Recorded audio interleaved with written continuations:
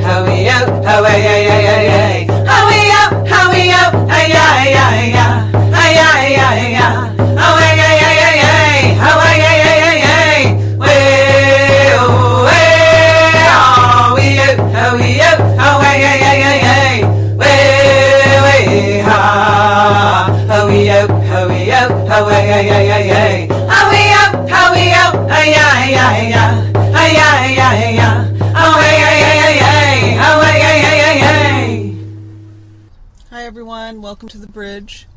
I am your host, Kira Young, and you have reached me on Revolution Radio, simulcasting with Real Liberty Media.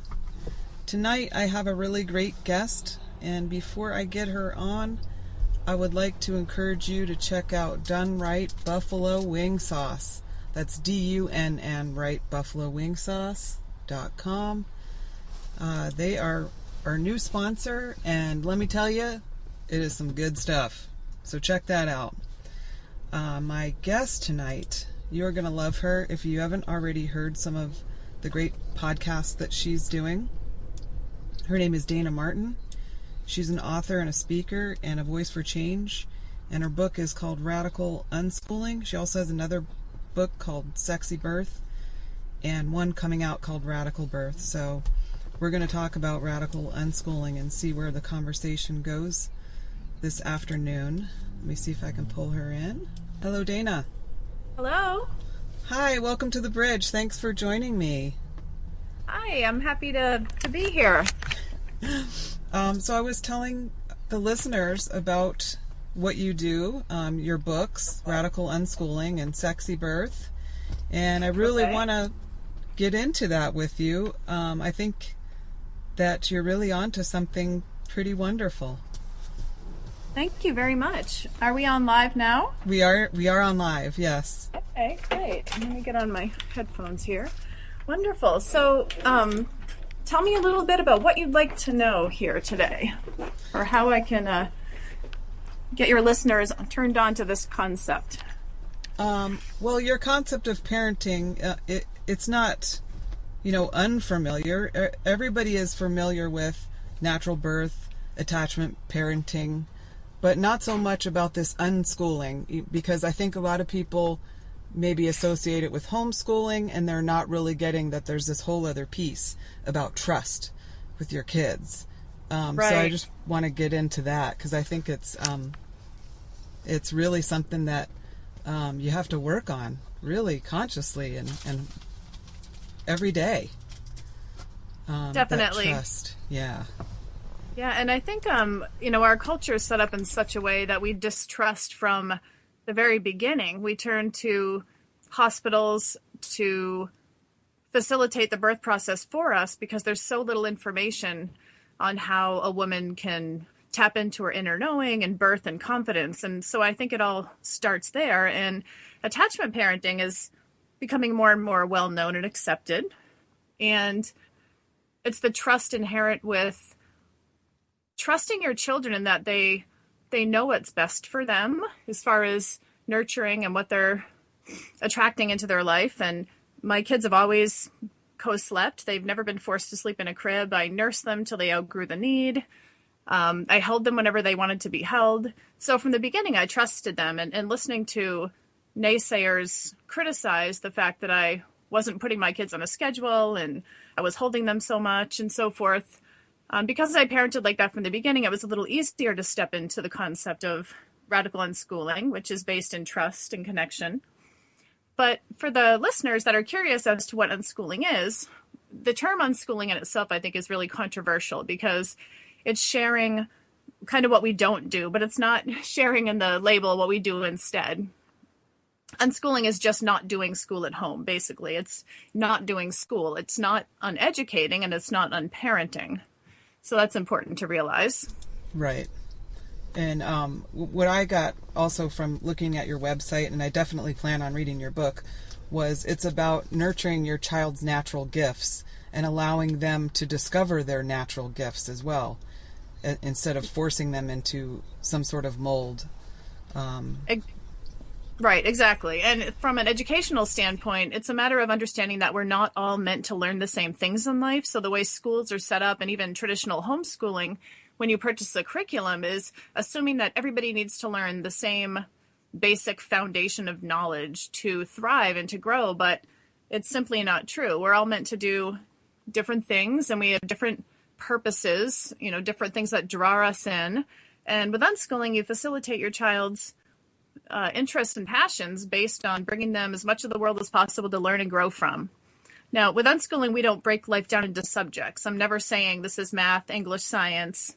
In fact, that's such a brainwashed concept that we all have going through the system. I think it's important to realize how much conditioning you may have had yourself, and to see everything of value and to nurture your child's unique interests. And in doing so, they can really pursue what their purpose is, and they can become experts and masters of whatever they're drawn to. And you're really unschooling yourself as a parent as well at the same time. It's a journey definitely. With your children. You're unschooling together. Exactly. Yeah. That's wonderful. Yeah. Well, I think sometimes for parents, they don't know where to start. And so, you just start wherever you're at. So my son, Exactly. he goes to public school, but we moved into the woods. It was important for him to have a relationship with the natural world, and also to know the world that he's going to be unschooling from. What? And I think, yeah, and also, me and my husband are older parents, and we have issues as far as being overprotective because our parents were so underprotective.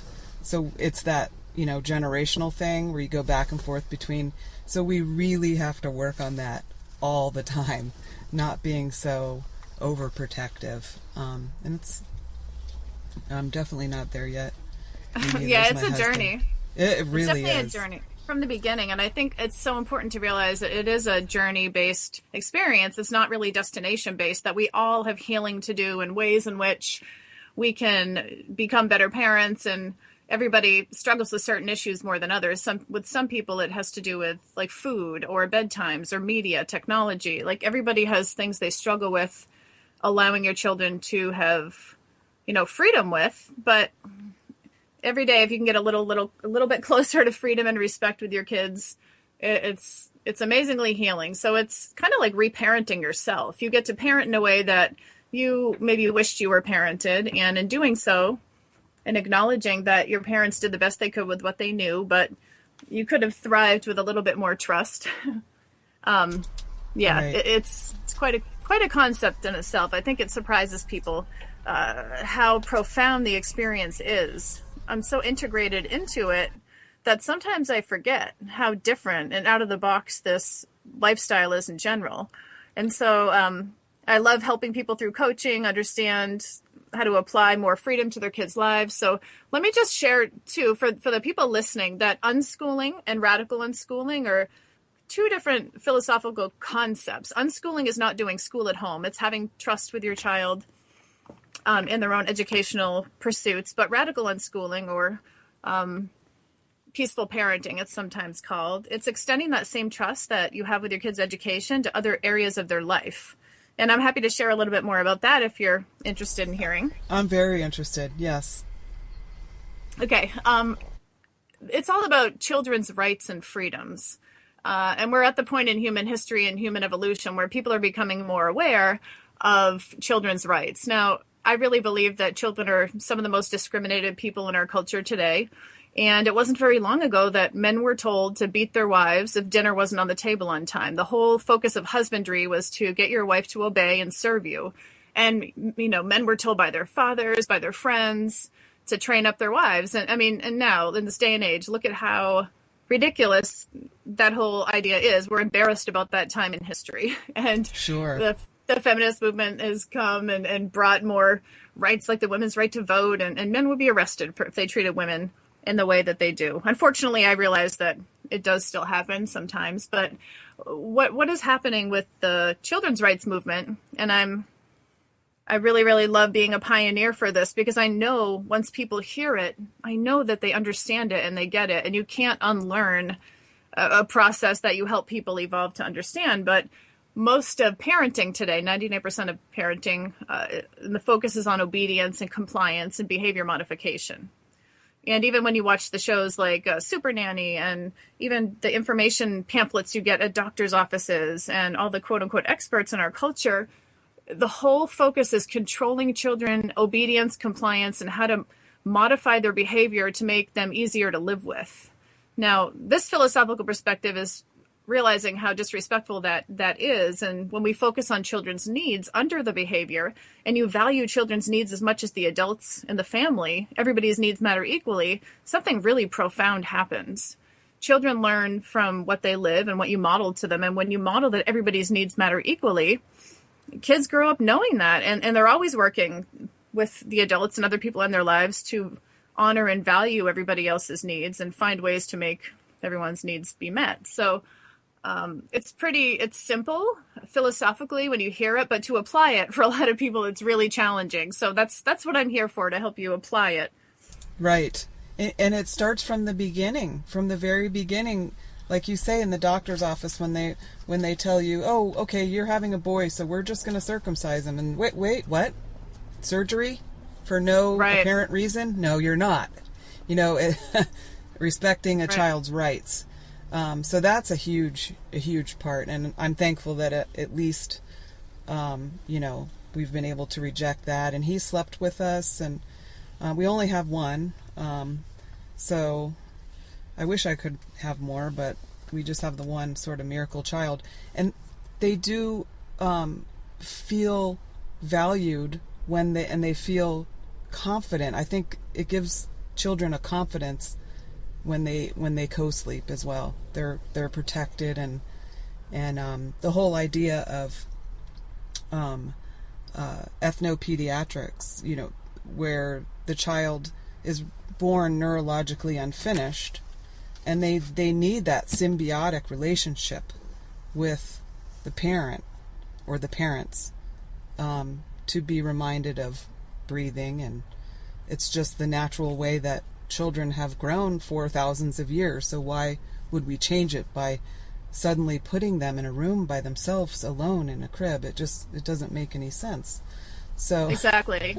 Most parents or most mothers that I've met are really born with that intact knowing and desire to be close to their babies at night. And all this Yes. disconnect happens from the beginning when doctors warn you against it and you're a new mom and they say, oh, you could kill your baby, you could roll over on it. And they scare you and fear's on your mind and you're hearing how bad it is.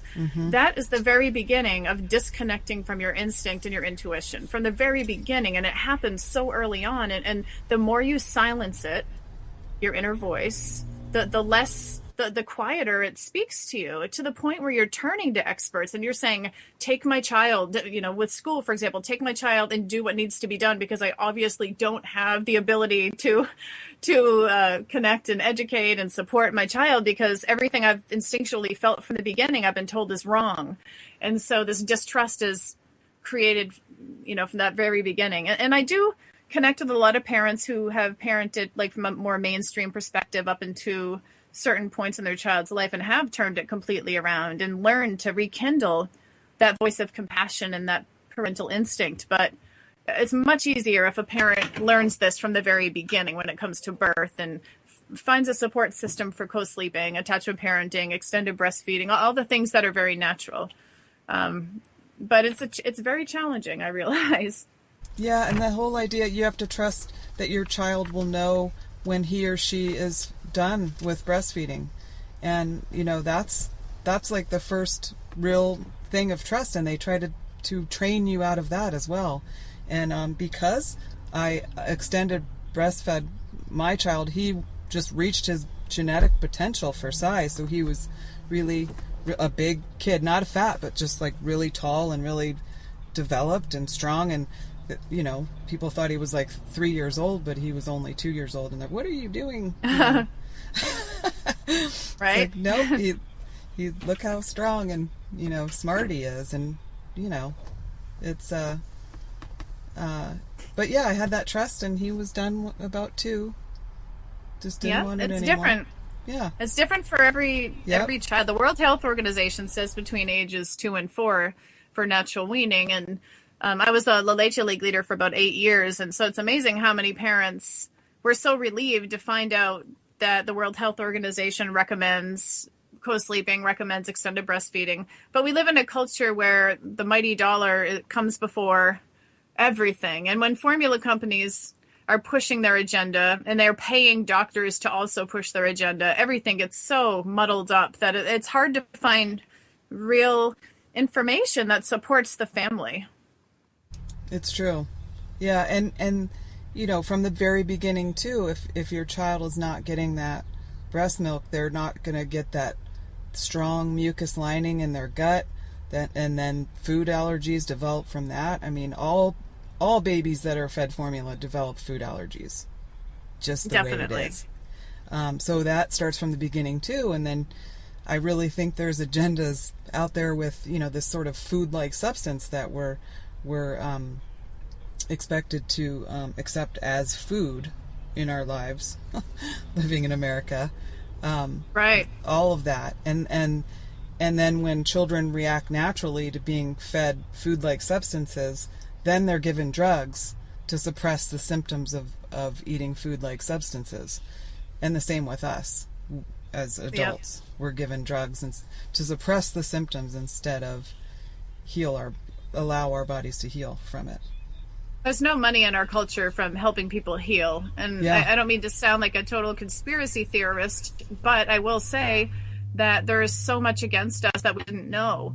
I had no idea that the government was in bed with animal agriculture, and they are the ones that make up the food pyramid. That blew my mind, and I felt so angry and upset that all those years I was told, my kids were really little. I was part of the WIC program, and I remember going to WIC when I had a newborn and a 2-year-old, and them telling me how important it was to feed my child these certain elements from the food pyramid, and they had no idea.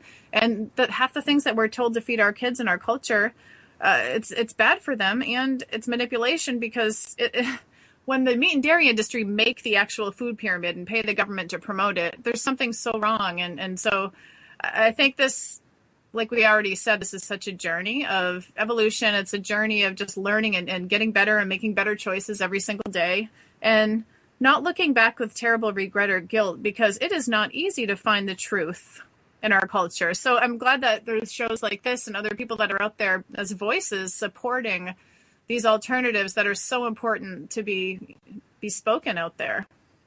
It's like a full-time endeavor, really, to keep searching for those answers, to and keep it up. But it is not, like you say on your website, it's not for the lazy parent. Believe me, it's not for someone who wants to kick back, because you have to keep on working on yourself and your own reparenting yourself and your own issues, and the culture around you not supporting the things that are healthy for you and your children and your family. Exactly. So that's luckily a real with challenge. Exactly. Luckily with the internet, I mean, there's so many resources out there that you can find and reach out to people and find support in these subcultures of people that are really waking up to the truth. But as far as peaceful parenting and radical unschooling go, learning how to be with your children and how to help them is you being a leader and a guide in their life instead of an authoritarian, instead of an oppressor, instead of somebody that controls their behavior. There is a much more joyful way to be. It's not fun controlling another human being all day long and punishing them and trying to focus on their behavior in obedience. It's miserable. And so I think a lot of people hear that we're parenting this way and our kids don't go to school, and they can't even imagine how negative it must be when they spend most of their day trying to get their child to get ready for school, to do homework after school. It's not a positive, joyful existence. And so I like to tell people that we have fun pursuing our passions all day, and we all learn together, and we're always traveling and doing fun things. And I have 4 kids, for those that don't know, that are listening. I have 2 boys and 2 girls. I have a son, Orion, who's 8. He's my youngest. A daughter, Ivy, who's 11. A daughter, Tiffany, who's 14. And my son, Devin, is almost 17, which I can't even believe.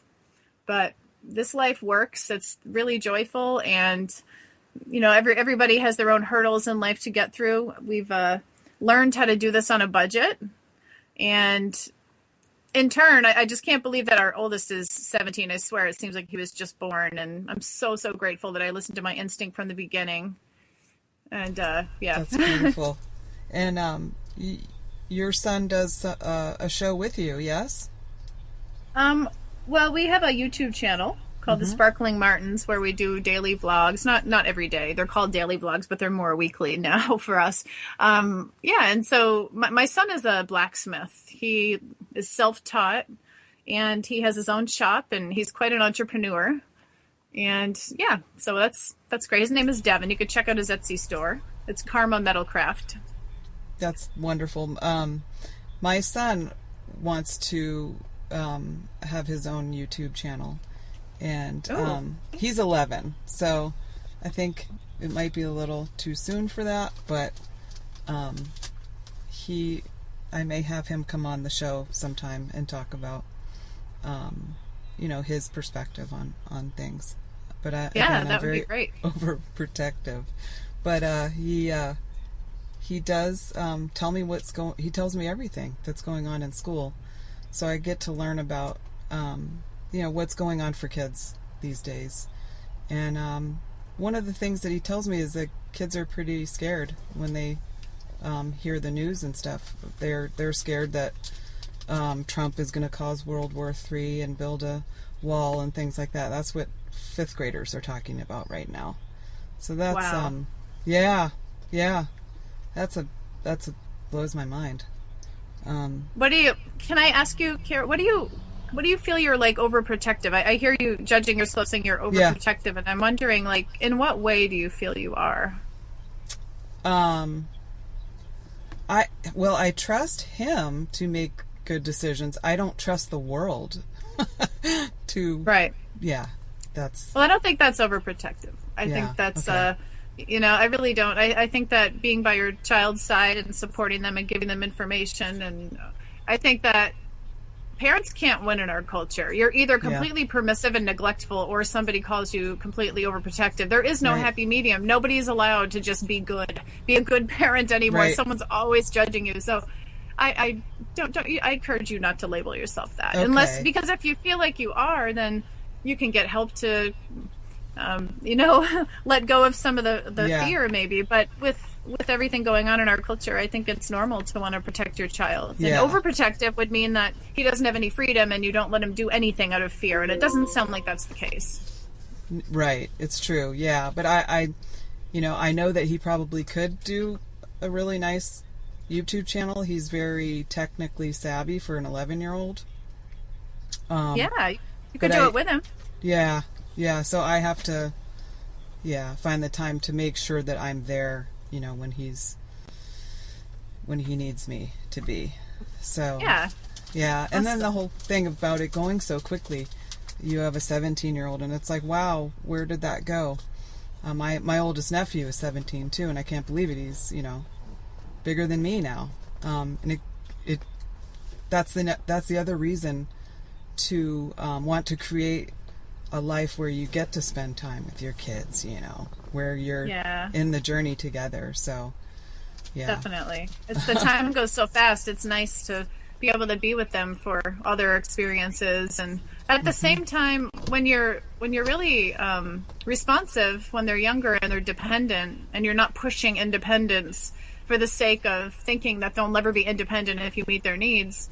It's not true. We've always met our kids' dependent needs, and they're so independent now, the older ones. Devin went to Peru when he was 14 for 5 weeks with some friends. Tiffany's going to New York City for 7 weeks, modeling and doing other adventures there. So when you meet your kids' dependent needs, and what I mean by that is like the attachment parenting type of concepts, co-sleeping, holding them when they want to be held, not being fearful that they're going to manipulate you if you meet their needs. When you meet their dependent needs, they are so strong and independent later. So everything that our culture's been told is a lie. None of it's true. Yes. As far everything. as that goes. Yeah. Absolutely everything. Yeah. Definitely. So what else would you like to know about the philosophy that I could help you with? Well, how do you deal with when people are sort of passive aggressively judging you, even though they really don't understand what it's all about, kind of thing? How do you turn that conversation around? So, for instance, my sister, she's a doula. She has all of these great parenting skills, but she's also a teacher. And so from my family, I get a lot of resistance to the idea of trying something else besides, public school for my son. Right. And he's an only child, and I just, I don't know. I don't know how to turn that conversation around. Well, I think, again, it's about inner work and our own healing and just being aware of why we need to turn to others to accept us. I posted a Facebook update that's kind of become a quote, I guess you could say. It's people will stop giving you their opinion when you stop looking for their approval.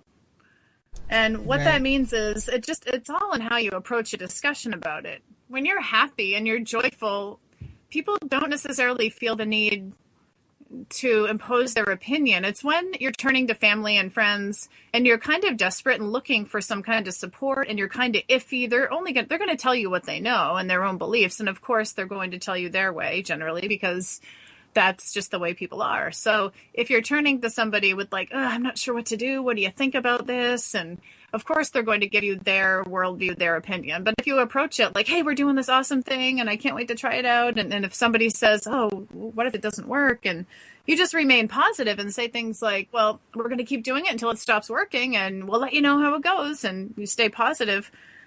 People have a tendency to back off if you're not turning to them for some kind of support.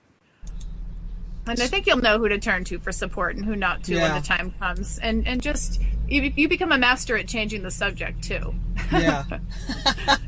Yeah, because we're also trained to support the narrative, within our families and things like that about, okay, well, this is what you have to do with your kids. And the whole family, gets in on, the whole community gets in on it. This is what you're supposed to be doing with your kids. And already, I rejected the idea of, they have to be on this schedule and do all these extracurricular activities. And it's like, no, he can just go play in the creek, with some frogs. Like, can't he just be a kid? Like, he doesn't have to, perform or, excel in a way that's, I don't know, socially acceptable. Right, So, I agree. yeah. And also, you have to get comfortable, not you, but people in general, Yeah. parents need to get comfortable with having people disapprove of them. I think we were raised, especially as women, to be people pleasers. And so we have so much tied into that when we become parents. We just so want people to approve of us so we can then, in turn, love ourselves and be okay with ourselves, because we were conditioned through behavior modification to obey and be compliant. And when we do what we're told and we're good girls, then we're loved, we're lovable. And then we in turn can finally love ourselves. And so there's like so much tied into the whole cultural upbringing as to why we so want people to get what we're doing. And so it's a matter of, not only are you walking a really alternative path when you make these choices, but you have to get comfortable with other people's discomfort and disapproval and be okay with you, even though they don't get it or they don't approve. Now that's a real hard concept, but it's one of the ways that we reparent ourselves and that we grow and we heal, by saying I'm totally okay with people thinking I'm weird or crazy.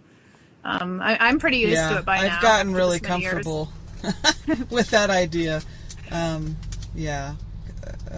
People have thought that about me my whole life. It's that whole thing about you're a bad mother, or that idea of, well, he's not going to get enough socializing with that because he's an only child and he's going to turn out weird, and there's all these internal tapes going on. You better not do that, you better not do this. But there's this other side that's saying, well, we could get him involved in the sports that he's really good at. He could participate in Billy Mills running for Native youth. There's all kinds of art camps he could go to. And we're growing our own food, and so he can help with that too. So that's Right. the other side, saying that he would probably get a lot more out of that than... Well, he's going to get the most out of what he wants to do as well. I think that's so Yes. important to pull into the whole equation. It's there's a lot of different ideas and opportunities, I'm sure, for him, but what does he want to do? What does he want to focus on? And most of the time, kids want to be at home with their parents and doing fun things side by side, exploring, and it's kind of it's really instinctual and primitive to want to be with your tribe. And we separate our families so much, and people only see each other at dinner time, and it's all hustle and bustle, that when you take back your freedom with everybody and your family and you just live, the days flow so naturally, and everybody's learning on their own pace and their own way, and you're making good food, and it's amazing how few people get how doable this is. Probably much more But it truly doable is. than the 9 to 5 thing. We're sort of halfway in between. I guess we're in a pretty major transition into creating that life that we want. That's so great. How does your son feel about leaving school and being home? Is that what he wants? Yes, he does want that. Very much so. So I want it That's for great. him too. He would That's rather draw, would rather be able to draw than, do social studies, I guess. Right. Well, if you need any support when the time comes, Excellent. Yeah, I'm going to read your book. Let's later you could take him out of school today. Yeah, I could. I really could. I think I might let him just graduate 5th grade and then see what happens, because I think Right. it's only going to get more challenging, because right now he's in a situation where he's the only Native kid in his school, and he's constantly up against having to represent all Natives, and that's not fair. Right. It must be a lot for him. Yeah. So he's naturally very athletic, visually gifted, a great reader. So I don't see any reason why he couldn't just transitioned to homeschooling, and he's got friends that come over. So even though we're in the middle of nowhere, we live in the woods. I mean, we don't even have TV, or I'm not paying for them to program me. Right, right. Okay.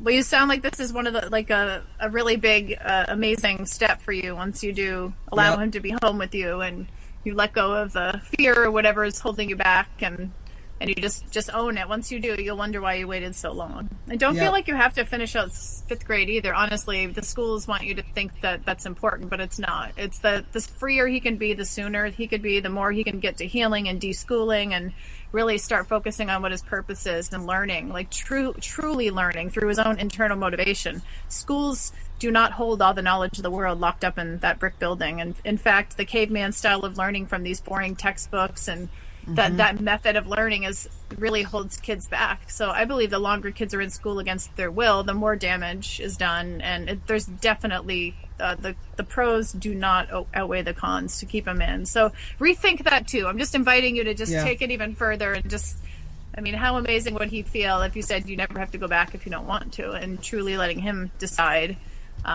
based on the rights and freedom that he deserves. Yeah, I think I need to read your book, and then I will develop the confidence. Right. Something well, that, I'm always here. Yeah, that's great. Thank you so much. You're welcome. You're welcome. It's I was really inspired by your website. Thank you. Really inspired by what you're doing. Thank I you. think that everybody needs to get on there and check it out.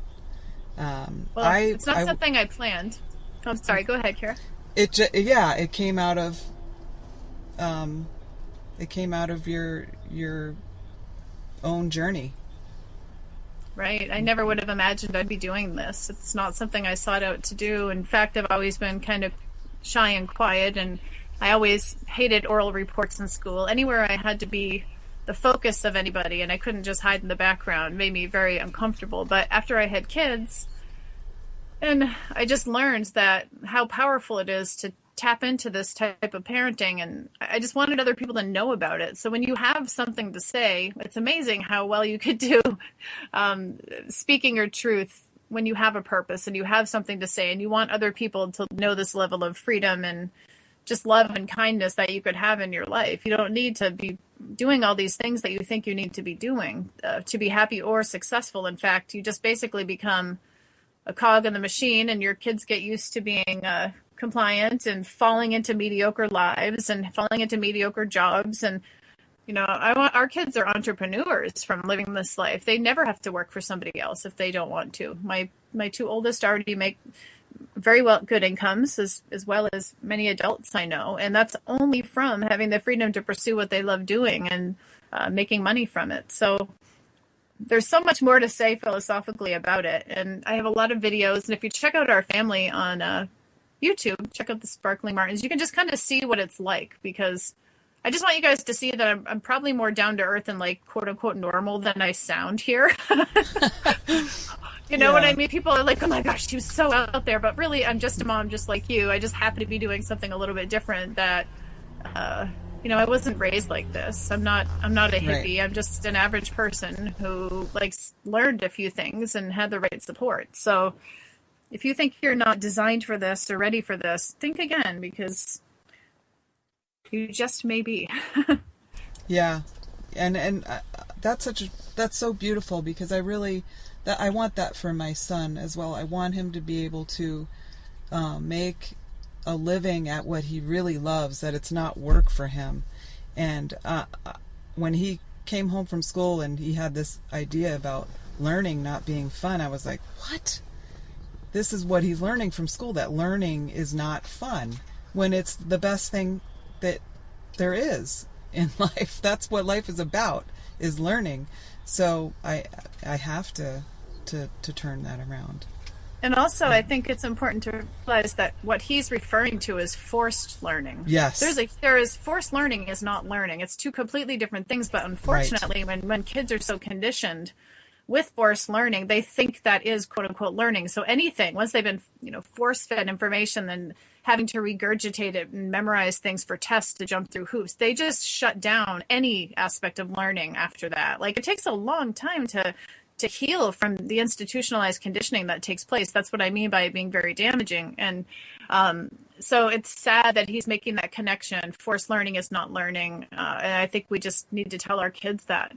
It's not, John Holt writes a lot about that. He was kind of the person that coined the term unschooling in the 70s. And he talks all about children's rights and freedom to learn, that true natural learning and freedom is the only way that humans truly learn and integrate. Other than that, you're just wasting their time. The time that he's sitting in school being forced to memorize and listen to information that does not serve him is time that's taken away completely from real learning, from true learning, from the learning that he has the right to start absorbing and growing from. So this is more than most people realize. It's not, I mean, anytime our kids in our culture are focused on what other people think they should be doing instead of their own pursuits, it's such a handicap.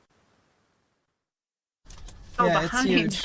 Which sounds so opposite of what most people think. So forced learning is not learning. Everything that you thought to be learning when you were growing up, unless you really wanted to be learning it, it was pointless, and it was time stolen from you that could have been focused on who you were. And who knows who we could all be today, based on that and what we could have pursued. So again, music, just being able to play around and make your own music and get into that. I think that establishes neural pathways that can't be established otherwise.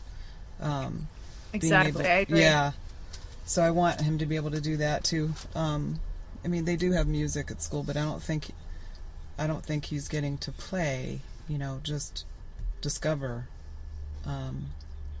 in a way that I would like to see happening for him. And I remember when he was 4, he would say, I want to draw SpongeBob, for instance. So he would go on YouTube and how to draw SpongeBob, and he'd watch the videos, step 1, step 2, step 3, and he would do it. And he would do it until he perfected it. And then he'd move on to another thing that he wanted to draw. So and then when he got to kindergarten, he would draw SpongeBob, and the other kids would gather around to watch him do it, because they couldn't believe that he was making that such a perfect SpongeBob. And and he'd go, no, look, this is step 1, step 2. Boom, boom, boom. That's so great. Yeah. That's so great. And learning is supposed to feel good like that. Yes. Everything could be like that. So I would like to rekindle that, and because I see how school has dimmed that light in him. Right. I can definitely see it in how has this sort of they're just bullshitting us kind of attitude, which is the same attitude that I had. But I don't want to develop that attitude. I want him to have the freedom that he deserves in what's life. what's going to be so great is for you being a voice for, revolutionary concepts, is you will have the contrast of having the experience of having a child in school and who he was before, who he was during, the pros and cons and your experience, and then who he is on the other side of it. And I think so many of us, we all have unique paths to be able to speak this truth and speak about this to the world. And so I totally honor your process, and I think you're going to be able to help so many people once you've gone through the whole process of removing him, and how you could have done it differently, or how you can support other people. So for whatever reason, your family's meant to feel the contrast in this experience, and it's just your journey. Yeah. When you talk about how you never imagined that, you would be doing what you're doing, and it's the same with this show. I never set out to have a radio show, and I really like my anonymity, and I really never imagined. And it every time I do it, it kind of freaks me out and scares me a little bit. But I force myself to do it because I know that there's a reason for it, and that I'm developing something in myself. And then I get the feedback from people that get the information that they wouldn't have really got elsewhere, And so I keep doing it. That's so great. I know that feeling. It's like that before any interview I do and before any TV appearance. And it's always, you're kind of looking in at yourself going like, am I really here? Can I do this? Am I worthy of this? Do I have the information? You know, how can I support people? And so you're kind of, it's interesting. Like the younger version of yourself tends to come out during these times where you're putting yourself out there. And it's crazy because all those years, I remember all those years being in school and having to do oral reports and having to stand up in front of people, for example. I thought I hated speaking.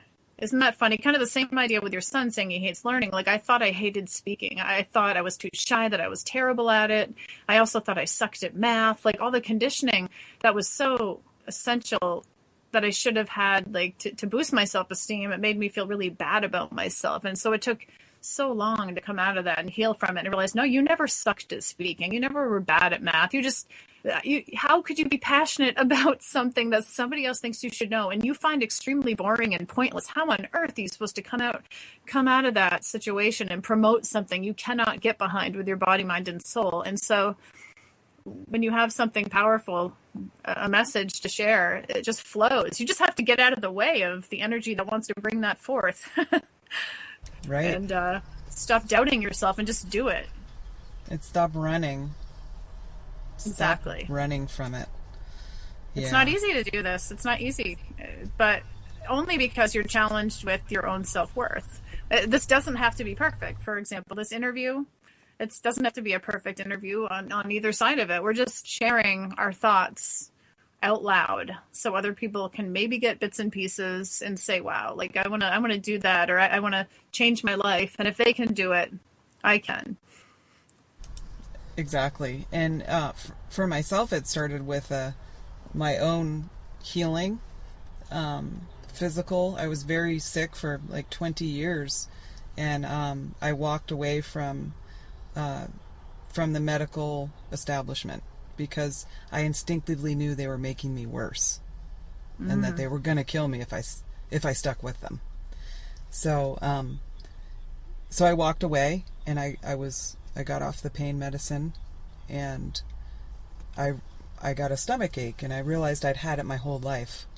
So I started, researching that, and it looked like, okay, wheat seems to be the number one thing that people are reacting to, so let me quit that and see what happens.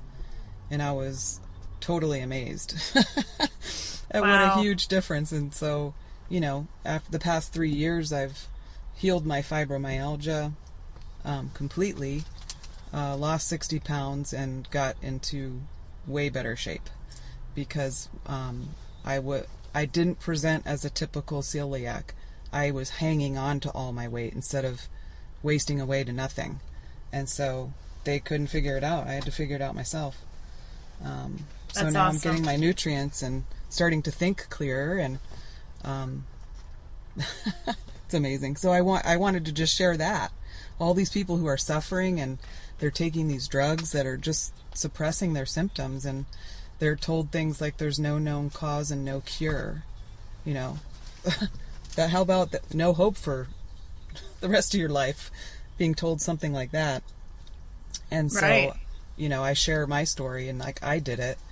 I was really, really, really sick and crippled, and now I'm back to my superwoman self again, and it's only going to get better from here.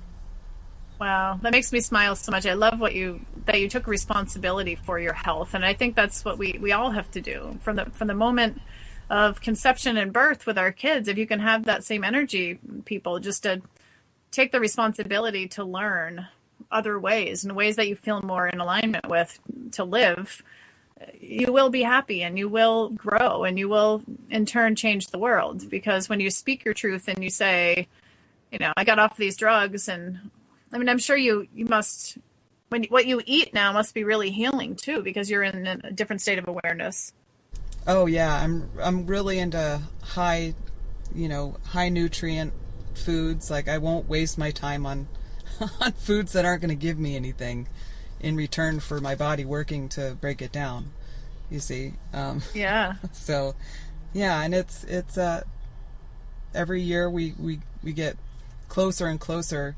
My family's goal is to obtain food sovereignty. So that's a huge, huge journey. It's taken us a long time to, as a people, to not be food sovereign.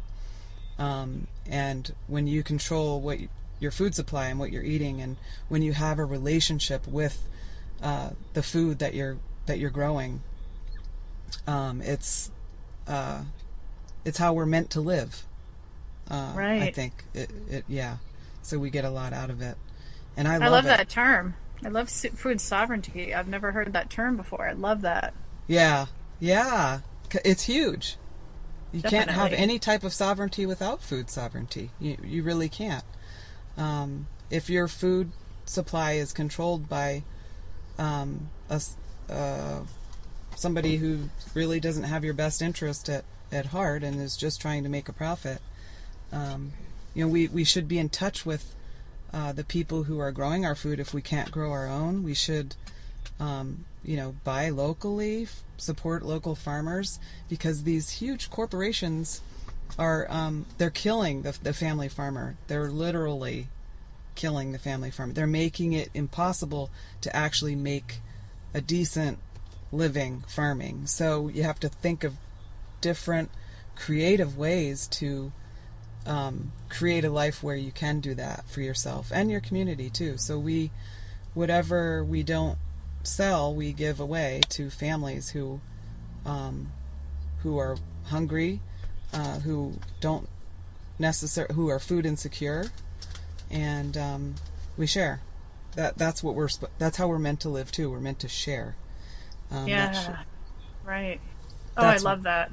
What life is sharing. All your gifts, not just your physical gifts, but whatever gifts you have. So that's really beautiful. I've been researching and learning a lot this year about gardening, and I'm discovering different ways to garden that I didn't know existed. And it's exciting. It takes a lot of work, doesn't it, though, to really Huge. learn and take responsibility to say, Yeah. I've never been taught this, and I've never been taught this for a reason.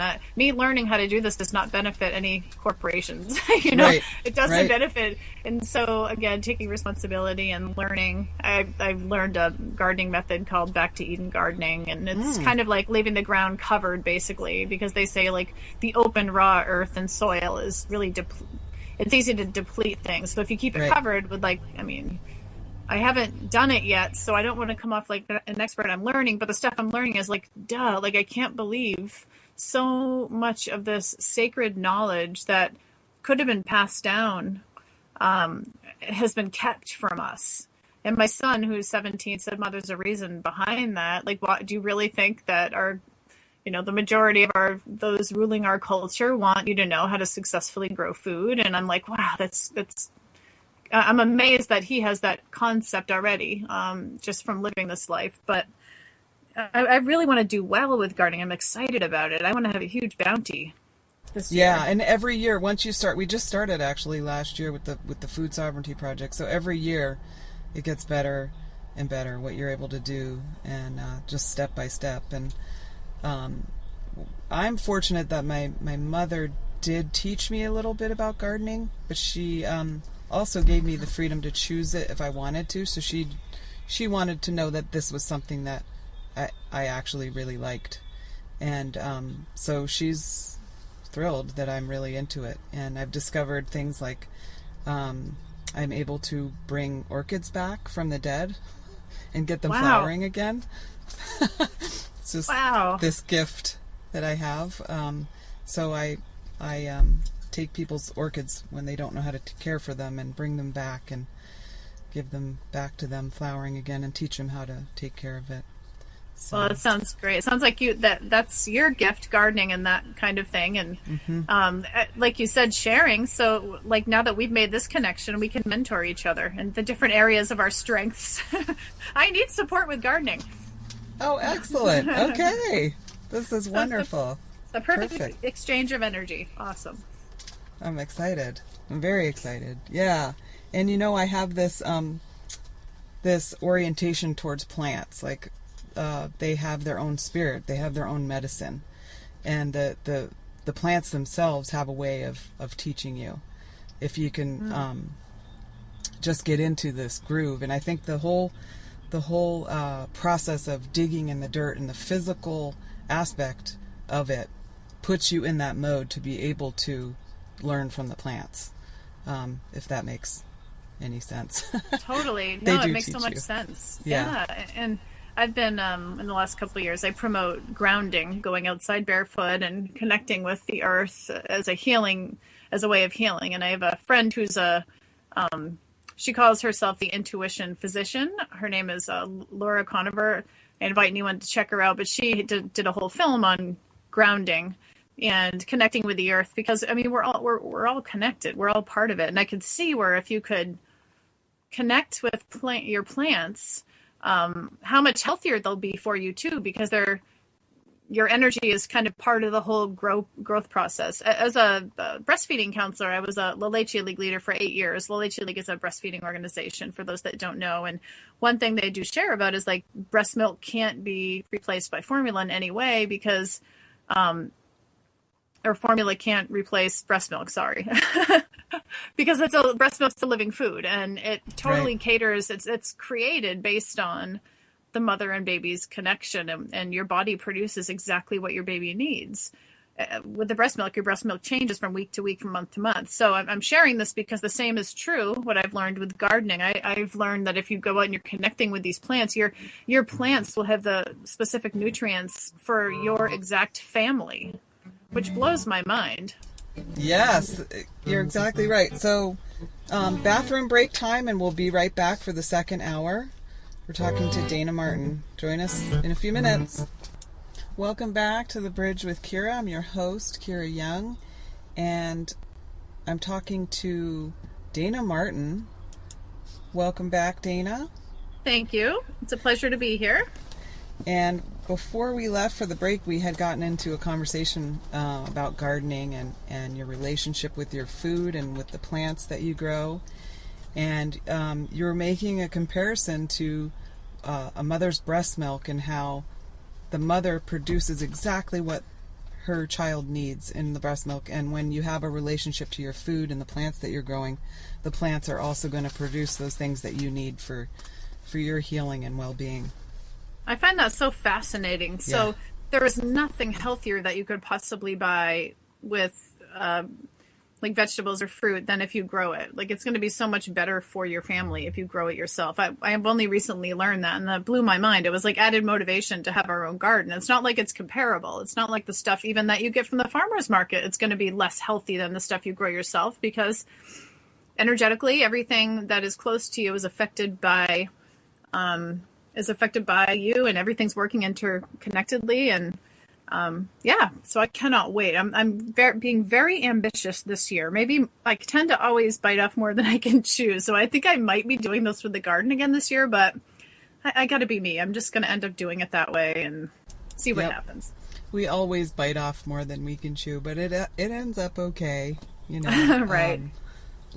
Last year I built a flower garden for the birds, and this year we're getting into, we have these seeds for pollinators to attract hummingbirds and bees, and to feed them, because that's a thing that we all should be doing. Even if you're not quite there yet to where you are going to be growing your own food, put out some flowers that the pollinators need, because we've been given this lie that we need to poison the weeds. I'm putting quotation marks around weeds.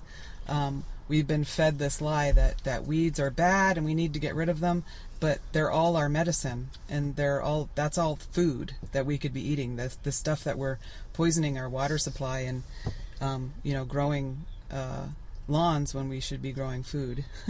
I love that. Yeah. I mean, for instance, there's a lot out there right now in the alternative media about the miracle of cannabis as medicine, and it's true. I mean, it's an amazing medicine, an amazing plant with many different uses: fuel, food, paper, fiber.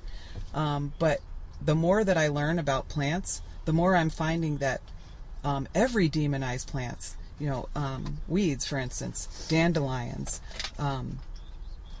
plantain. All of these weeds are great sources for food and medicine that we've really been missing out on. And so that's a great way to start too, is stop killing the weeds, start eating them and using them for medicine. I know. That's huge right there. You don't even have to plant those. True. They're just grow for you. Yeah, my son Devin and I took a foraging class, and learning that our whole lawn was edible was crazy. And I've never gotten down close enough to see how many different types of plants are growing on my lawn. It was such a weird eye opener. I just thought it was all grass. You know, you look down and it's all my brain really saw. But once we took the wild foraging course, there was like 15 different things in our lawn that all could be eaten, and it blew my mind.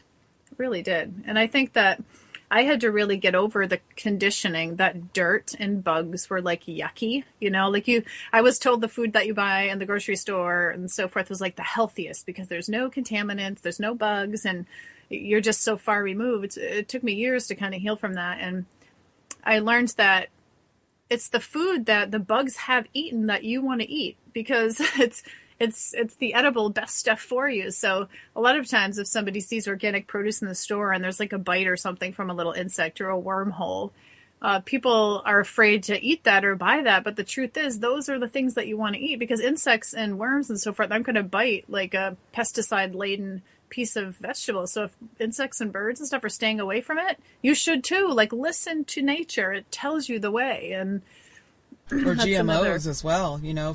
Definitely, yeah. There's that meme out there, you know, that this corn was created by Monsanto to explode the stomachs of some kind of bug that eats it or whatever. What do you think it's going to do to your stomach? You know, it's not going to be good for it. So it's that common sense thing, but we're conditioned from day one. It's got to be clean and sterile, and we're removed from the whole process of growing and harvesting and preserving your own food. It is a lot of work, but it's so worth it. It's so worth it. It's rewarding. The work is equally joyful on the other end of it. Yes, it is. Yeah. I do live in the woods, and the families around us, and we all have maybe about 5 or 6 acres apiece.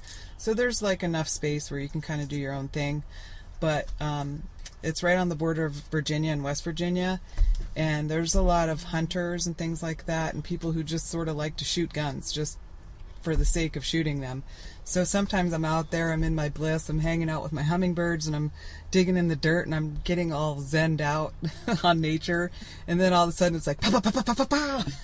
Oh. Yeah, it's sort of like I'm in a scene from like Full Metal Jacket, you know. That's funny. Yeah, we have the same situation. We have like 43 acres of family land that our house is sitting on, and every once in a while my father-in-law will be down way in the back of the woods, acres and acres away, and I won't have seen him gone down there, and he'll just start blasting away, target shooting, and it's loud. It scares me to death every time. When you don't know when it's coming, you're not the one doing the shooting, so you don't know like it's coming. It's really kind of jolting. I wish they would just, tell me, and then I'd be ready. Right? You can brace yourself. I have one of my closest friends. She's kind of like my adopted sister. I call her my soul sister, but she's from the UK, and there's no guns there. So when she came here to visit for a couple months last year, when that happened, she was so freaked out that all of a sudden she's like, "What is that?" I said, "It's gunshots." And she was so scared. It was just one of those moments I'll never forget. Poor girl. It's an American experience for sure. Exactly. America's relationship with guns, yeah. It's really funny how if you say anything about, gun culture, automatically people are like, "Oh, you're anti-gun, like you're against them, and you think people shouldn't have them." And it's like, no. I'm against worshiping them. I'm against that being like all you focus on every single day, and from morning until night, shooting the thing off like all day long. But know, it's all about like consideration, right? Being considerate and understanding that it's loud and disturbing doesn't mean I don't think you should have one. It's just like, dude, can you chillax or give me a heads up that you're going to be blasting like near my house? That's kind of loud. I would, you know, being courteous doesn't end, right.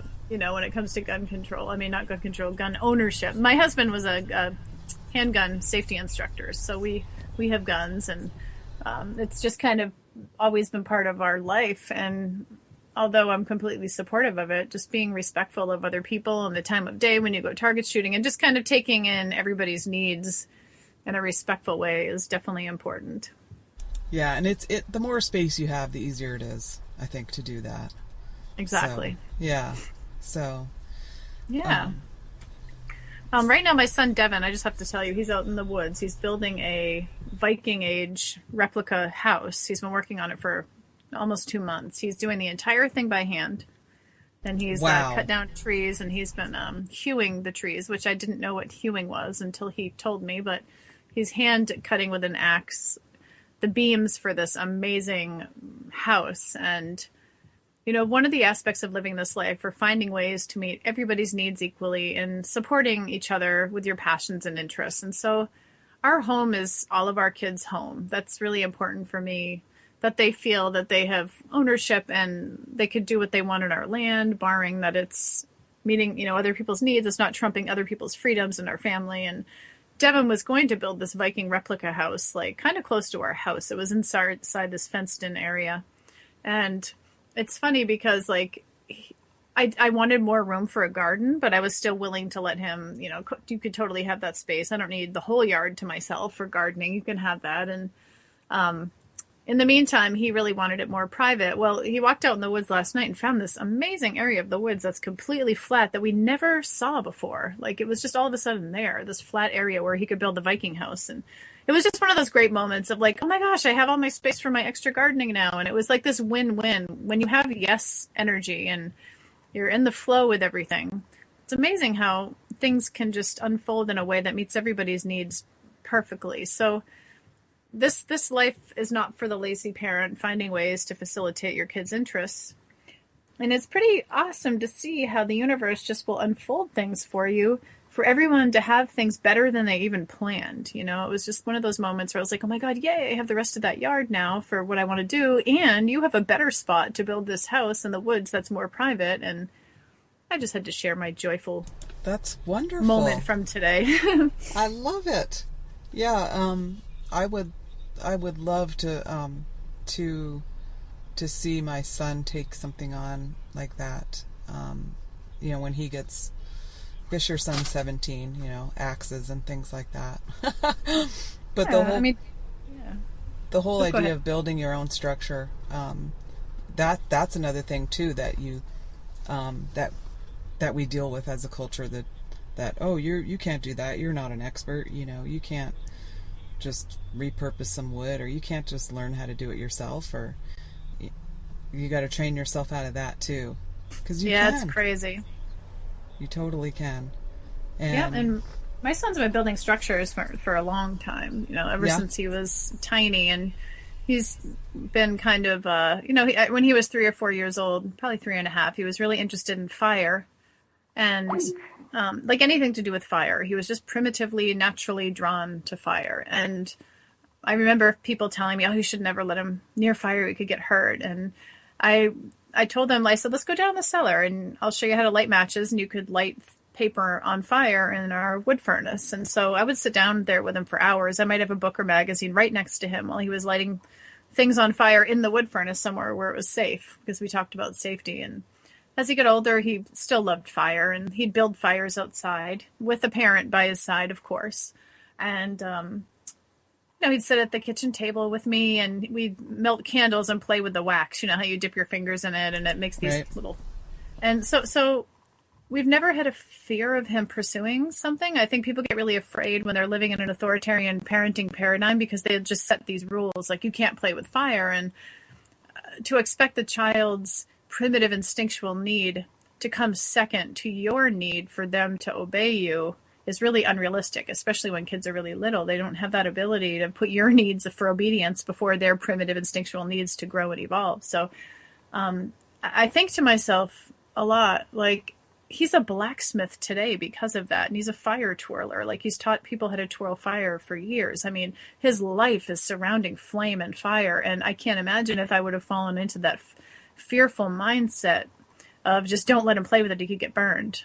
Yeah, he got burned a couple times, not terribly, but I was by his side. And it was just this great kind of just symbolic experience of stepping out of fear. Like, you don't have to be afraid for your children to grow and explore certain things as long as you're there by their side. So it's not like, okay, here's some matches, have fun, good luck with your experience. Right. Like, and also rules are a replacement for being there. So a lot of parents think if they have a rule that you can't do this, that their child's safe, but it's actually putting their child in great danger because they're going to explore what they want to explore and learn. And when they're not with you, they are in danger. So the whole idea of this type of lifestyle and a partnership parenting paradigm instead of the authoritarian paradigm is your children will be safer. They're going to explore what they want to explore with you by their side. And in turn, your kids really can pursue whatever they're meant to pursue. So I bet you can't wait to see what your son is like so drawn to as the years go on. And watch his purpose. Watch his purposes, whatever unfold. It's really exciting. And it's a huge step, and I'm just going to do it. Yeah, that's all you can do. Jump right in. So for some reason, Revolution Radio has dropped off, but we're still broadcasting on Real Liberty Media. I don't know what happened to them or why that's going on, but we'll just keep going up until 6, and if they get back with us, then that's good. And we'll put this out on YouTube as well, because I think it's a great conversation to get people interested in their journey with their children as well. And I don't think it's really ever too late to start. No, it's not. It's whenever you discover it. Yeah, that there's a need for it. And it's funny because I realize this is the journey that we've been making the whole time. We've been getting closer and closer to making this life to where it's actually possible to do this for him. And I too, went to WIC and learned all that stuff, and a lot of it I rejected. And from the beginning, I knew that I had to trust myself because I had a very high risk pregnancy. So I had to trust that I wasn't going to die and that he wasn't going to die in the first place. Right. Because that's what they told me. They said, now that you've tried for 14 years to get pregnant and you finally got pregnant, it's dangerous and you could lose the pregnancy at any time, and there's really nothing you could do about it, and you could both die. So I had to trust that I was not given this incredible gift just to have it taken away, and that I could do it anyway, even though my body was broken, that I could do it anyway. And so it's always been the journey to does that make sense? Yeah, totally. Against all odds, you were meant to be together. Yeah. The first time I saw his eyes I was in a sweat lodge. It was my first sweat lodge. And I saw these eyes, these child's eyes, and I felt this is my child. And I didn't know whether I was going to be able to be a biological mother or if this was a child I would adopt or what was going to happen. But then 8 years later, he was born. Wow. Yeah. That's amazing. That's beautiful. I had the similar experience with my last child, my son Orion. I've been growing on that spiritual path, I guess, a more enlightened, evolved path, little by little, just like you, in different ways. And I remember with Orion, I was down at a river with my kids, and they were playing in the water, and I remember just thinking like how grateful I was, like that we're so free and that we could live this life. Because honestly, I carry gratitude with me so much, because I know how easily it would have been to me to step into that fearful place and just be pushed along the whole cultural way that people were doing it. So I'm just grateful to myself that I could have the confidence to do that, because with so much in my life prior to that, I was so afraid and, conforming, and like, it was just it was a huge step for me personally to step into this. But I was at this river, and I remember feeling this like being, this light or something like above me kind of. And it was Orion like wanting to be born. I can't even put it into words because it wasn't in words. It was just like this feeling and this block of thought and a sense that like came to me. And I remember kind of running home with a stroller and like one baby strapped to me, a toddler strapped to me, a stroller with the other kids, and running and knocking on my husband's shop door and saying, okay, so I have this little boy, like we have to get pregnant again. He's like, what? We have 3, what are you talking about? I'm like, I'm you don't understand. Like, I want to get pregnant. Like I had this clear, like knowing and understanding. And he was just like, okay, whatever. And I conceived him that night. Isn't that crazy? Yeah. And I knew I was pregnant. I knew. I don't know if it's because I was pregnant 3 times before. I have no idea, but I just like knew when we conceived. I'm like, all right, done. Here we go. That's amazing. Well, 2 things. One, that you knew the moment you got pregnant, because I did too. And that's the only time I've ever been pregnant in my life. And I knew the moment that we conceived him. And we were going to move from where we were at. And I said, well, we're going to have to stay a little bit. And my husband was like, why? I said, because we just made a baby. And the confidence that I had, I mean, I knew. And they told me I never could and all this stuff. But I knew. That's incredible. Gratitude is what got me through them telling me I could lose him at any time. I just started praying, and thank you prayers. And my thank you prayers got bigger and bigger and bigger. And I prayed as if he was already here. And that gratitude has continued to grow from that day. So those 2 things are huge. Just knowing. You don't know how you know. My sister was pregnant with her 3rd at the same time. And I knew she was having a girl and I was having a boy. I just knew it. And we don't know why. We don't know why we know these things. You can't really articulate it either. Like, because like, I wish I could explain the way it felt. It was just a knowing. And I've had that in life and I still have, and I wish I could kind of summon that all the time where I'd have this knowing, but it's like, I'm not evolved enough to like have the control over it or the power to use it when I want, I guess, just that inner knowing. But I mean, I guess we can all tap into that place of pure, energy. Like, I hope I can get to that point where I can utilize it more. But in the meantime, it was really beautiful. It really was. I'll never forget. And then his birth was amazing too. I birthed him right actually in the room I'm sitting in by myself. And he was 11 pounds. And wow. Born in the call. He was born in the amniotic sac, which I don't know if anybody knows how uncommon that is, but it's pretty crazy. And it was like virtually a painless birth compared to the others. Like, it was just beautiful. My sister also had her 3rd that she was pregnant with at the same time in the sack, her daughter, at home. Yeah, and that took trust. And she said, there was a midwife that lived right next door, and she's like, we'll be fine, we'll be fine. And, that they have they give you that test for strep B or something like that. That's really common at the end of a pregnancy. And she had that, and of course there was no danger because she was born in, she was born in the sack, so there was never even a danger of that. So that strep B test is so sketchy anyway, though. They say you could take it every day and have a different result. I bet. It just depends on how much, like, I won't get into the gory details for the listeners. I don't know, but it just depends on how it has to do with how well you've wiped or something that day, for example. So, like, you could have bacteria and it could come out positive and just be completely positive for that hour. So that test is, like, really controversial now because the whole concept of the false positives, false negatives, it's crazy. Right. And the whole, they want to stick a needle into your stomach, the first trimester. Why would you do that? And why would you manually break the sac? Like, why? Right, because it doesn't make sense.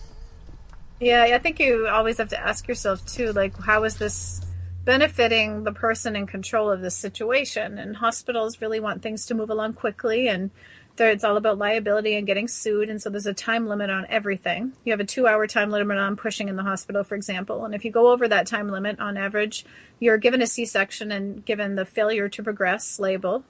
And so this woman carries that around with her, that her body wasn't able to birth their baby, when in fact my labor with my daughter Ivy took 6 hours of pushing.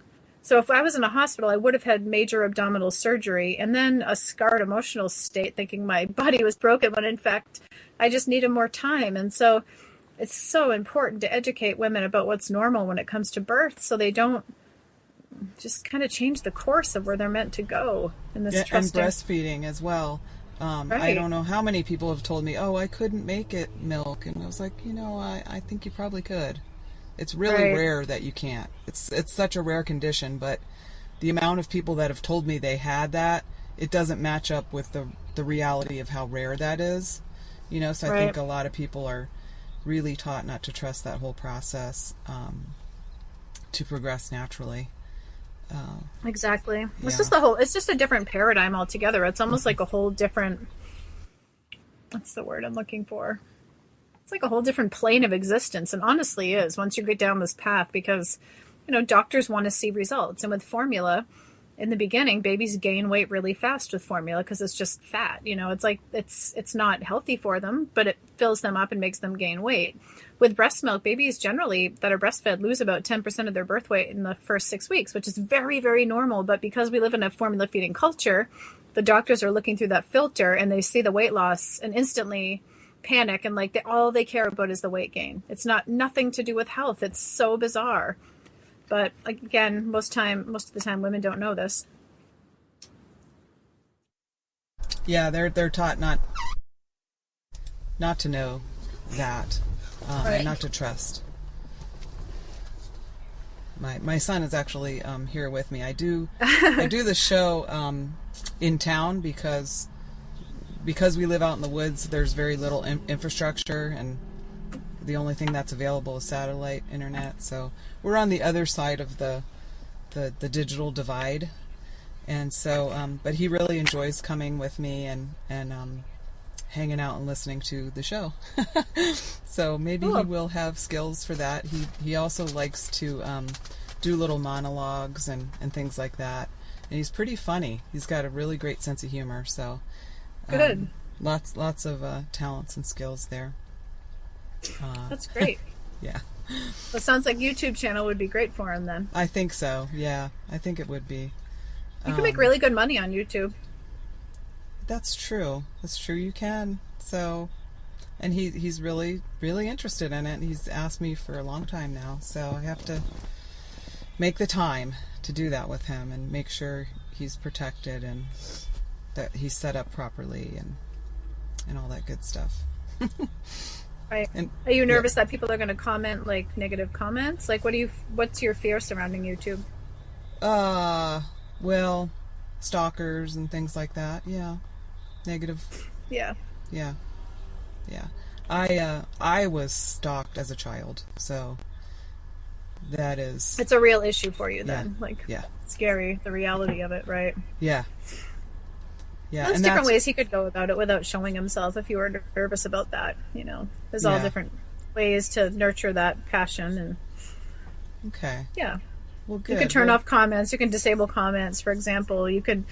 The whole backside of YouTube is enormous. And we've been YouTubers with Maker.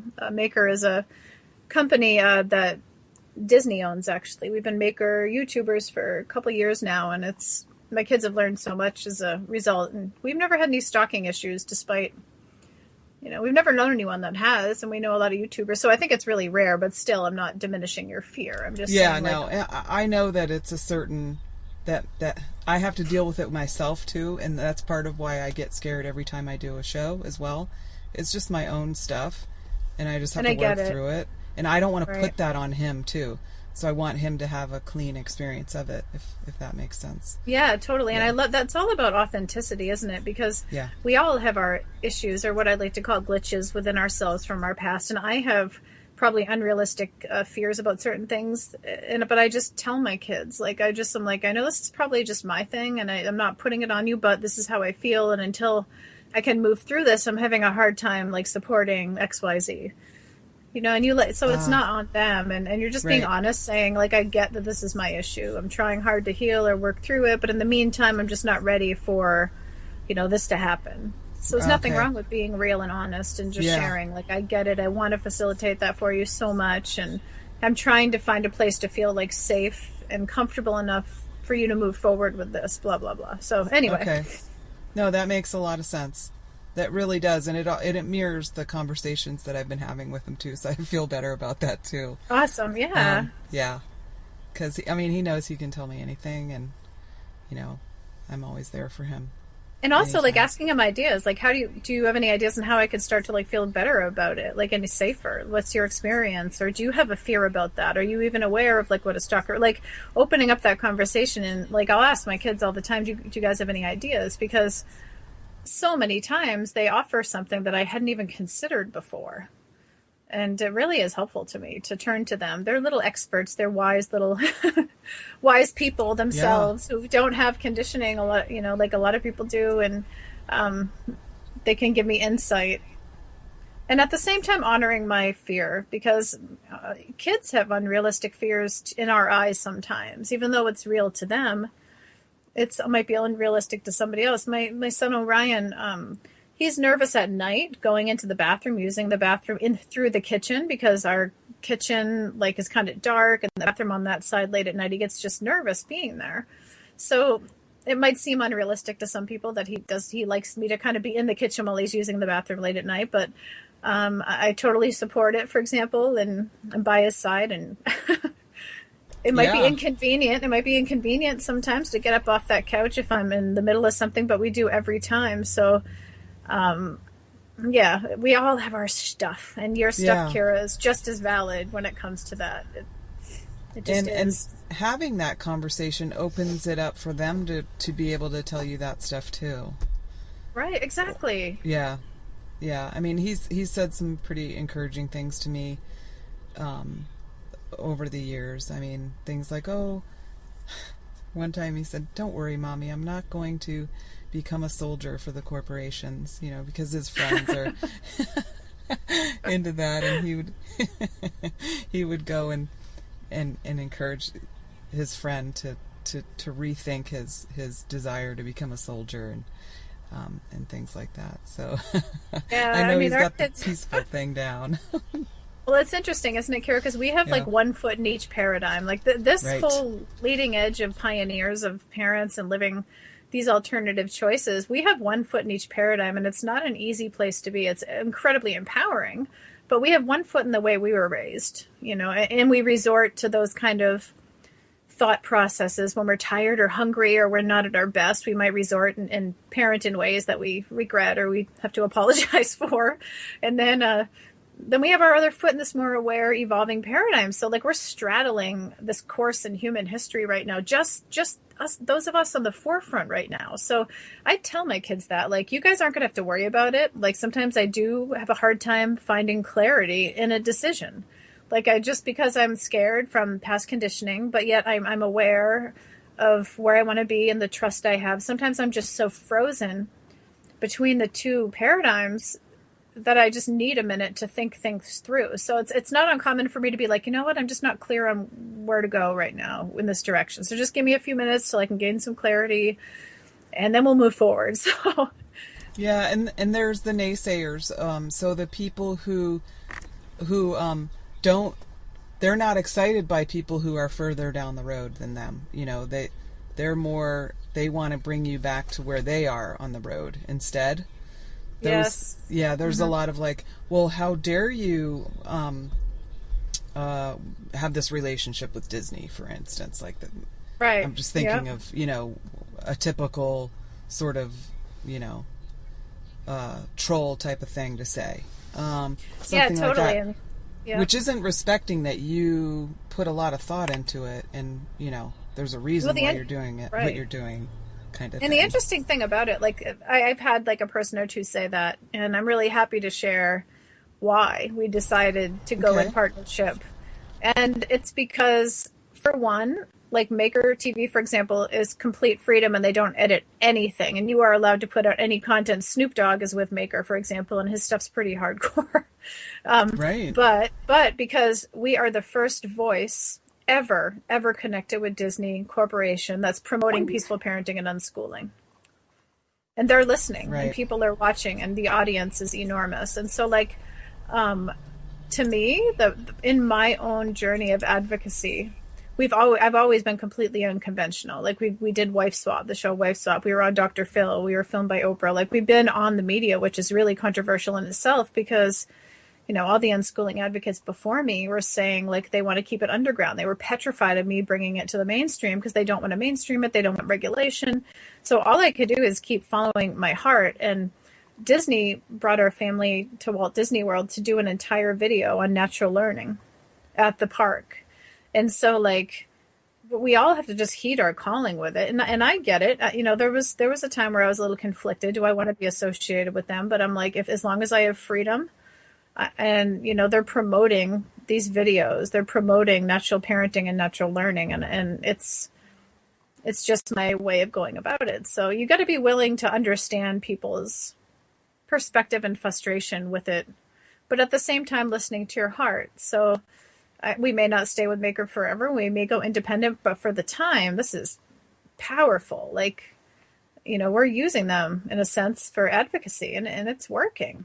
And we've reached so many people this way. So there's so many people who are hearing your message and listening to your example and being able to see how much you can do with this concept and with this paradigm shift. As we're right smack dab in the middle, so we still have to use the structures that are in place while at the same time advocating for the change that's going to be better for us as families and individuals and communities.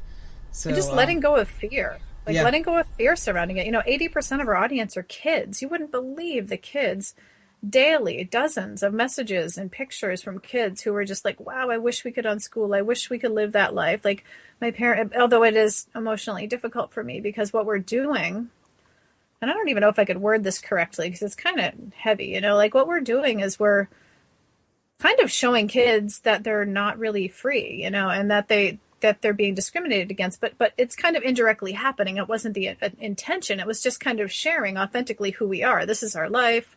This is what we do, without putting down the mainstream, but we're just sharing our crazy life. And all these kids are like, wow, like, I don't want to be in school anymore. Like, I want to be free. My parents won't let me. My parents make me eat certain things, and I deserve the freedom to, like, it's kind of causing a little bit of a,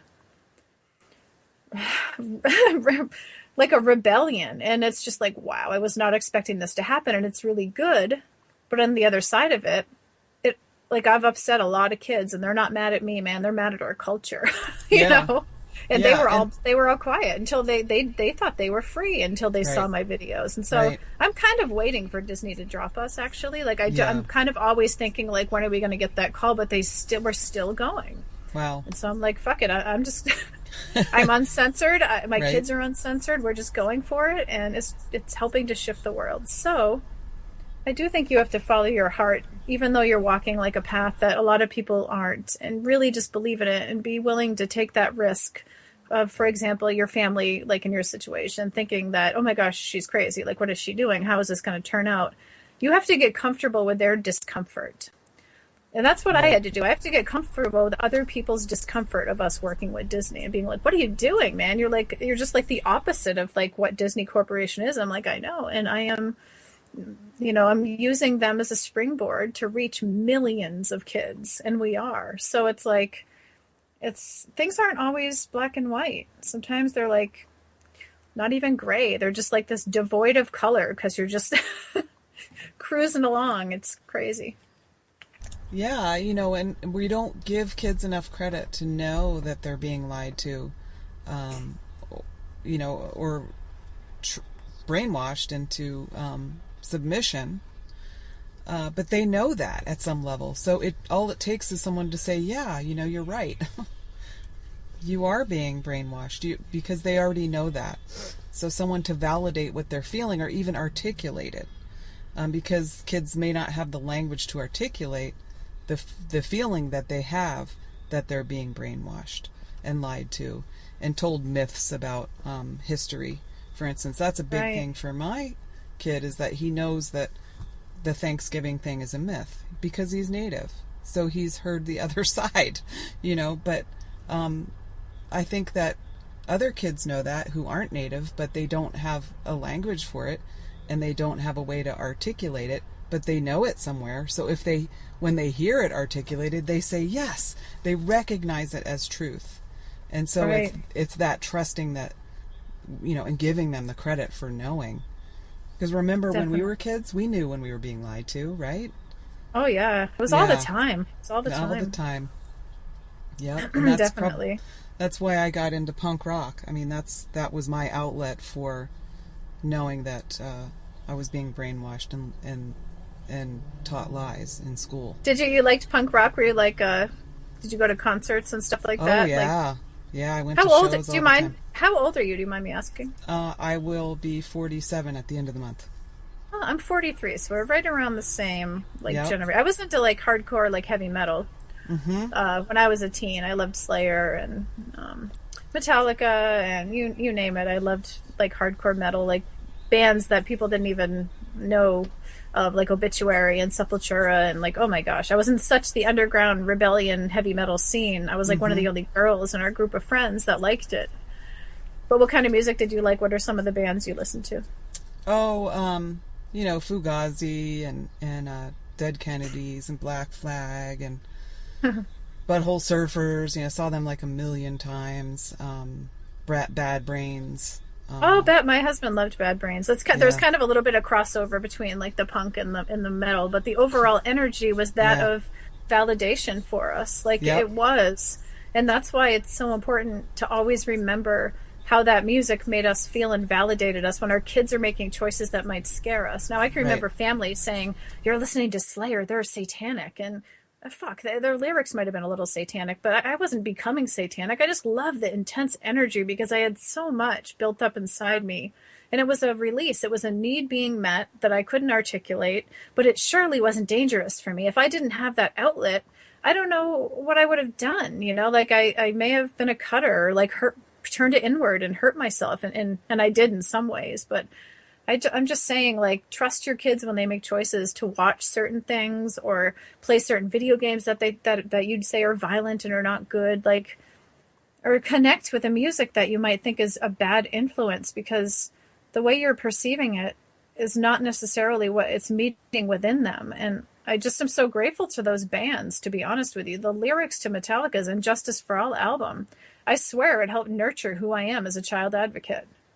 Absolutely. And I would say the same for me for the Dead Kennedys and Fugazi, and those were some very aware lyrics and paradigm shifting lifestyles too. The whole DIY thing and the punk movement. Just do it. Just what do you want to do? Do it. There's nothing stopping you. You want to put a show on? Do it. Even if you have to do it in your backyard. Just do it. Yeah. Exactly. And so, with the whole concept of what I'm trying to do personally as an advocate, right now I reach a lot of subcultures. I started off, I've been advocating, it's been over 10 years as an unschooling peaceful parenting advocate. And I started off kind of in more the hippie, crunchy sort of scene, I'd do events or speak somewhere. And it was kind of like the hippie moms, and I was part of that, and it was what it was. And in time, it's grown. It's pretty crazy now. Now I'm speaking at anarchist events, and it's more of a political slant in what I do. But I've also been invited to speak at colleges, at education options events. And it's growing, and it's becoming more mainstream. And this is what I want in my own intention of advocacy. However, with most people that are advocating for this life or something similar, they want to keep it grassroots and they like to keep it underground. In fact, sometimes their intention to keep everything on the down low and kind of radical, if it was mainstream, they wouldn't want to do it. It's kind of this, everyone's intention's different. And if I want to reach the mainstream with children's rights, I have to present it in the mainstream, which is why I'm with Disney. That's why I was on the Dr. Phil show. It's why I say yes to every single opportunity that comes to be looked at as the crazy one, because I won't always be looked at this way. It's just this time in history. And that the mainstream is not going to give you the time that you need, or, the platform that you need to fully articulate your vision and what you're doing, but that's what the alternative media is for. So somebody sees you and says, hey, you know what? I'm really interested in what she's talking about. Let me check it out more. And then they can go in depth and find out all the things that the mainstream media won't give you the opportunity to say. Exactly. So I say use it and go for it.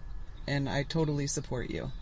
Oh, thank you. Yeah, I'm just moving forward, and more people are seeing when you're not afraid and you just speak your truth, it reaches the people that are ready to hear it, and those that aren't will think you're crazy, and that's okay. You know, it's okay to be thought of as like not normal. It's okay to be thought of as having people judge you, because it's really about them and not you.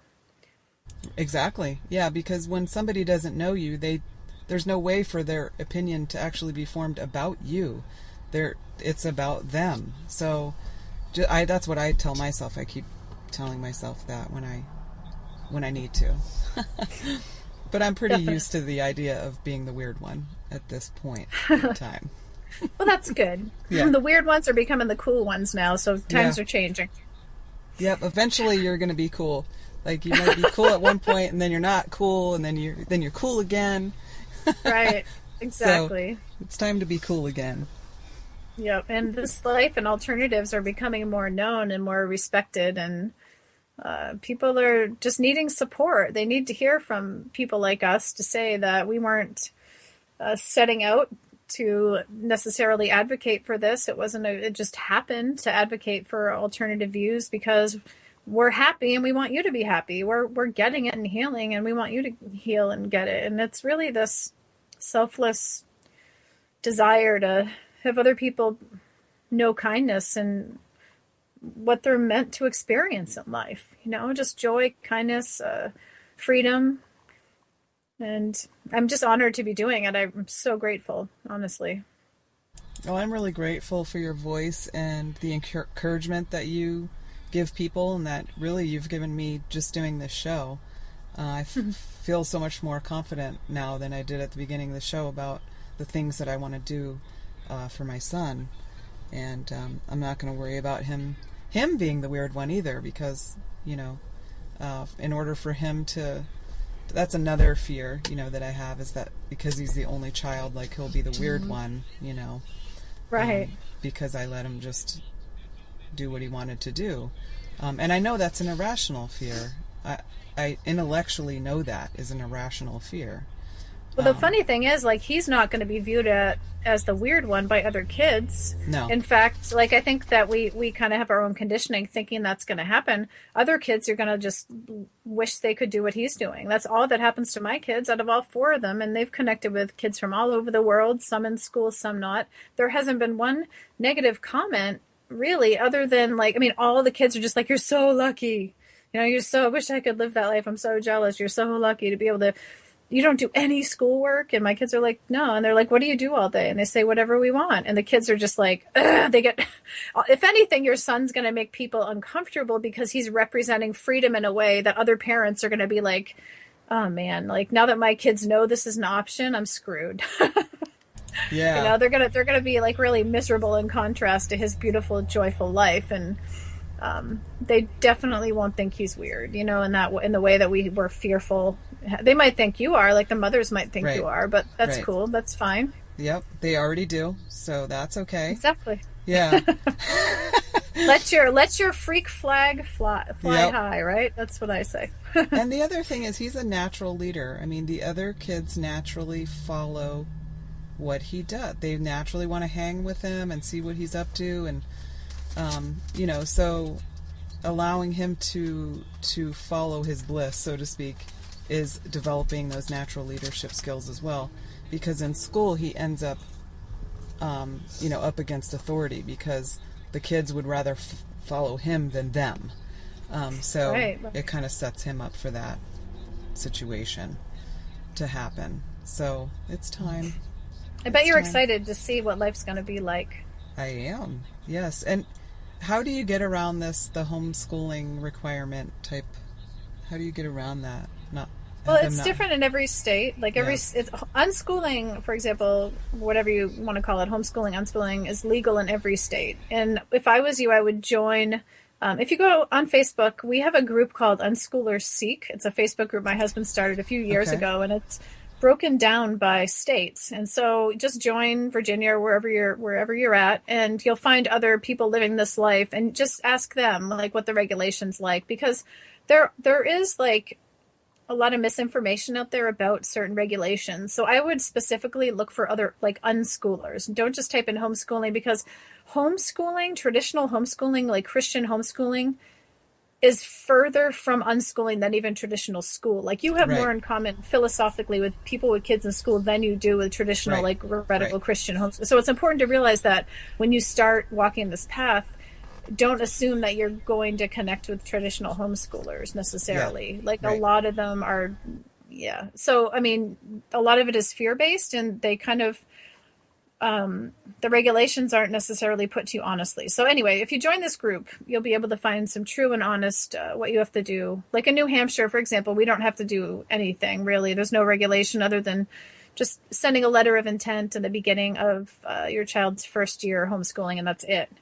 But there's other states that have testing, or, you have to hire an evaluator, and there's always ways to work with an evaluator. You could find an unschooling friendly evaluator. And in fact, they're growing in mass numbers. And all they do is they help you translate like your son's day-to-day just activities and what his life experiences are. They'll help you translate that into what we call schoolese. And that's like kind of schooly language. So for example, when we went to visit Australia, when I spoke there, our whole family came, and like New Hampshire regulations were different when we went. And so you had to have an evaluator. So I had an unschooling friendly evaluator, a past teacher who was very up to date with unschooling philosophy, who was really supportive of it. So we told her exactly what we did there, and she broke it down into the context of it being like schooly. You know what I mean? Schooly terms, schooly words, like, oh, Devon studied ancient Aboriginal history of Australia. Right. And we went to see some different Aboriginal stuff, but you just need to know how to break it down to meet the regulations, and it's not dishonest. It's just you need that translation once you're just living your life, having fun and being free, and like your kids are learning as a side effect of that. But you need someone to kind of pull it out of context and get it on paper for you. So there's people that'll help you do that. That's great. It's pretty simple. Yeah, we were at one time forced to homeschool him because we just had this really, I'm going to call him a psychopath for a principal. When our son was in kindergarten, we called my husband and told him to come in, and when he came in, the principal called the police and told them that there was a intruder. What? Yeah. And then when I was like, when I dared to make the suggestion that perhaps racism could be involved, my husband is full-blooded Native, and he has very classic Plains Indian features. So when people have, often have a visceral sort of reaction, he's like a walking archetype, So, right. Yeah, so, and then the cops came and they're like, well, this is the garden guy, this is the guy with the big garden, and his kid goes here, so how is he an intruder, They asked the principal this, and then it was like the superintendent and the school board and the police department kind of like got together to sort of cover up what had happened, but I got the 911 tape where I heard him saying that there was an intruder, and and we cried when we heard that. We were like, how could somebody do that? Like, it just, there's no way that I can send my kid to that school. And then the school board wouldn't let me change the school, like to the other elementary school in the county. They wouldn't let me do that. I was like, but he's afraid to go here because your principal is a psychopath that does weird things to people. So I was like, okay, well, I'm just going to homeschool him. And, so we did that until we moved to a different county, and he's been happy, in his other school that he's been going to, but now he's sort of ready to branch out and do more things. So great. Yeah. Wow. I mean, the great thing about it is, like, people say all the time with like common questions that I get is like, how are your kids going to learn to socialize or be, how the whole socialization question is crazy. And like, I think what they're really saying is like, how are they going to learn to get along with negative people? And It's like, I don't need to have my child like bullied for them to learn there are bad people in the world. Like they don't need to get used to that, because when they're an adult and when you're in the real world, you never have to be in that situation. You remove yourself. You don't stay at a job where you're being beat up or bullied. I mean, it's not real social kind of dynamic that unfolds for an adult. So I don't see any reason why a child should have to put up with that to make them somehow a better person. It's not true. It's all a lie to like keep the whole dynamic of oppression going and like getting people used to being uncomfortable and forcing them in situations where they have no choice. And I mean, your son's going to be so incredibly empowered, being able to make his own choices and having freedom and letting go of that whole dynamic. Allow yourself, they say it takes about a month per year your child was in school. It takes about a month per year for them to go through the process of deschooling, which is unconditioning, deconditioning yourself and decompressing from institutionalized kind of existence when he's there. Like there is damage that has come from that. Like I think you have to realize in his soul, his spirit. And so just, allow him that time to be home and just do whatever he wants with his time, to be free. It might look like he's not doing much during that time. Maybe he just wants to like lay on the couch and decompress and like watch his favorite, YouTube videos or whatever your particular family enjoys and has for entertainment or relaxation. But so a month per year just of just decompressing is so natural, and allow that for yourself too. I mean, you need to deschool and go through that kind of healing process before you really step in and own this and say, okay, like, let's facilitate your learning. And like, what do you want to do? And I can help you with that when the time comes. I'm so happy to like, anytime you want to give me a call, I can offer support, because I'm really proud of what you're doing. I mean, what you're doing through offering people this avenue is huge. So we all have to work together. Yeah. And the whole thing about not judging people where they're at, like, oh, I would never send my kid, to public school, or, right. just, oh, okay, how's that experience for him? And the same with food, right? That's a thing that I've been pretty good with trusting him with like media and things like that, games that he can self-regulate. Right. So, and he does, it's not something he'll spend all day on, but he's into it. I mean, he really likes playing games and things, and he's got really amazing hand-eye coordination and learns them really quickly and masters them like that.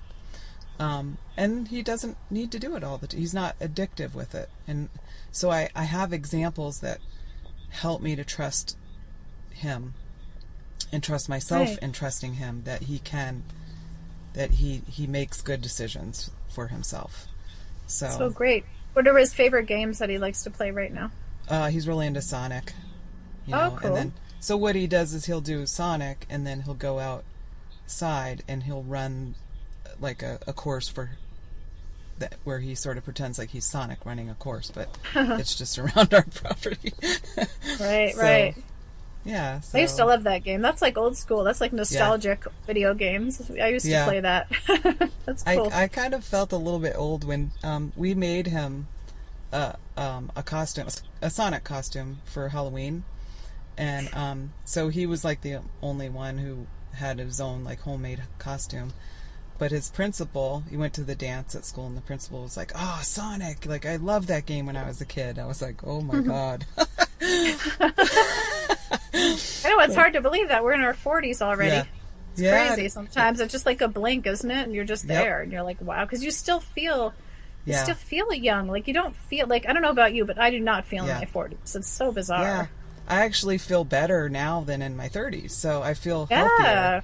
Now, me too. Better, so I don't feel and you maybe that's part of the conditioning too, that you think you're going to feel different. I asked my mom, who's in her 70s, do you feel different now that you're a grandmother, you're in your 70s? She said, nope. You always feel young in your head, you never feel your age. So I was like, that's wow, awesome. Yeah, wonderful. Wonderful. Great. Yeah. Well, we only have a minute or so left. If you don't mind, I just wanted to share with your listeners that, if you have children that you want to step into this life with, I mean, reach out to other people doing it, reach out, build community around you.